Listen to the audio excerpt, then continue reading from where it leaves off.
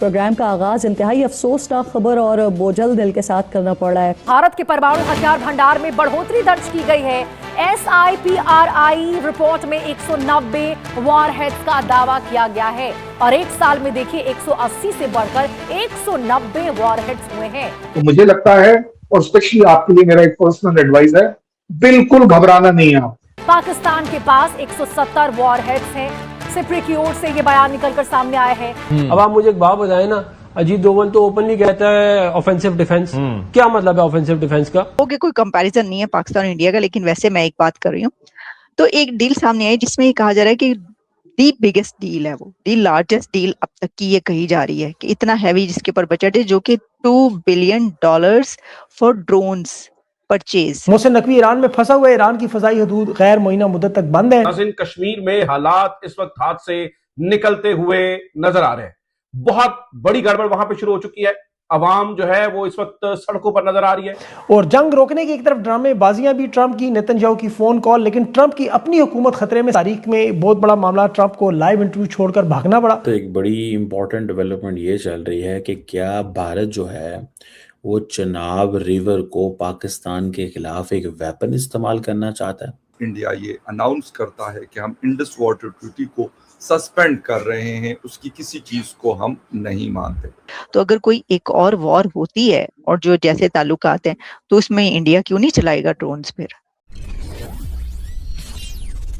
जय हिंद दोस्तों, a very warm welcome to Hindustan special channel. Stockholm International Peace Research Institute SIPRI ने एक रिपोर्ट जारी की है जिसमें यह कहा गया है कि भारत तेजी से न्यूक्लियर डिलीवरी सिस्टम बना रहा है और बैलिस्टिक मिसाइलों पर कई वारहेड तैनात करने की क्षमता हासिल करने की कोशिश कर रहा है। रिपोर्ट में यह भी कहा गया कि भारत अपने परमाणु हथियारों की संख्या बढ़ा रहा है। सिप्री रिपोर्ट में एक अनुमान लगाया गया कि जनवरी 2026 तक भारत के पास लगभग 190 परमाणु हथियार हो गए हैं, जबकि पिछले वर्ष ये आंकड़ा 180 का था, जबकि पाकिस्तान के पास 170 परमाणु हथियार थे और एक साल से पाकिस्तान के पास पैसों की कमी के कारण परमाणु हथियारों की संख्या में कोई इजाफा नहीं हुआ।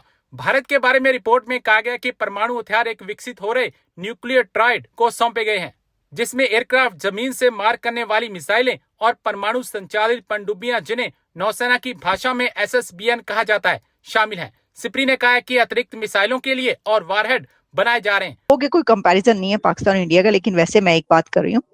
तो एक डील सामने आई जिसमें ये कहा जा रहा है कि दी बिगेस्ट डील है, वो दी लार्जेस्ट डील अब तक की ये कही जा रही है कि इतना हैवी जिसके ऊपर बजट है, जो कि $2 बिलियन फॉर ड्रोन्स परचेज। तो मैं एक तो आपसे इसकी जो डिटेल्स है यानी जानना चाहूंगी कि कौन से कंट्रीज है, क्या अमेरिका से आप खरीद रहे हैं ये वाली जो है, और पाकिस्तान के एंगल से वो एक सवाल ये उठता है ना कि क्या ये ड्रोन्स कहीं पाकिस्तान पर ही तो नहीं चलेंगे? तो अगर कोई एक और वॉर होती है और जो जैसे ताल्लुकात हैं, तो उसमें इंडिया क्यों नहीं चलाएगा ड्रोन्स फिर?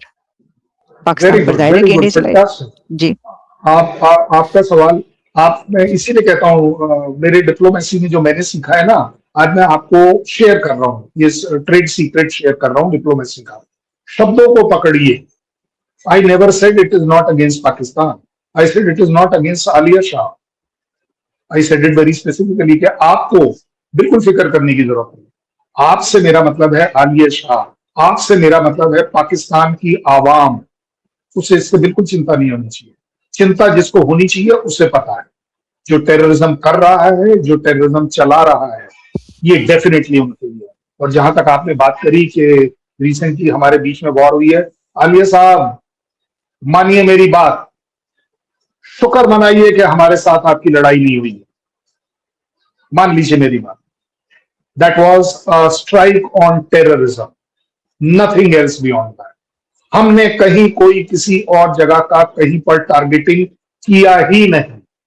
इसलिए मैं आपको जिम्मेदारी के साथ बोल रहा हूं, हमने आपके साथ अभी लड़ाई तो करी नहीं है, क्योंकि हम जानते हैं इस बात, हम ये भी जानते हैं कि जब हम 71 जैसी वॉर करते हैं तो उसके रिजल्ट क्या निकलता है। I am actually personally very scared कि 90-95,000 सडनली आपके लोग, पाकिस्तान की आर्मी सरेंडर करेगी, मुझे तो रखने में प्रॉब्लम हो जाएगी। आपके लोग तो बढ़ चढ़कर उसके साथ आ जाएंगे कि चलो इंडिया में खाना मिल रहा है, खाना खा जाते हैं। कई बार आप व्हाइट हाउस भी पहुंच जाते हो खाना खाने, क्योंकि आपके यहाँ थोड़ा तकलीफ है। सो मानिए मेरी बात, nothing is against the awam, but yes, I take full responsibility. It is against terrorism in the world.